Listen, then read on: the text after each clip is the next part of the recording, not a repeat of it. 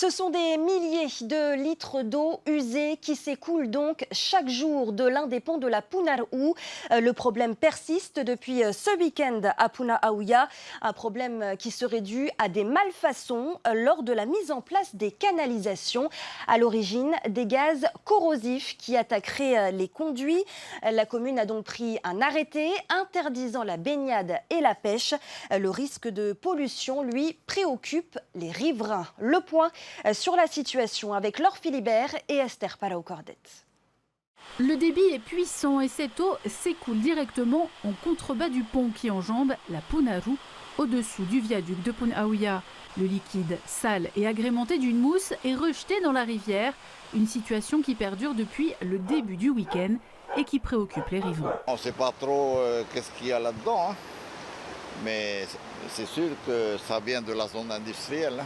Là, ça va déverser à l'embouchure et là, il y a des gens qui pêchent, il y a des atourés qui, à une saison, sont là.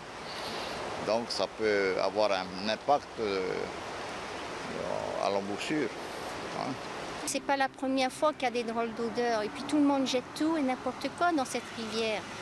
Tu vois, en fait, on accepte, on est un peu confus. C'est préoccupant pour la mer, les coraux, les poissons.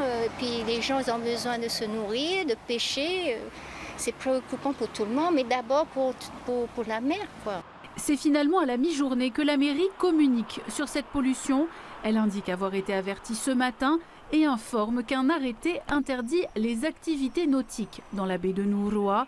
Elle enjoint la SEM Vaitama, dirigée par l'un de ses élus, d'agir.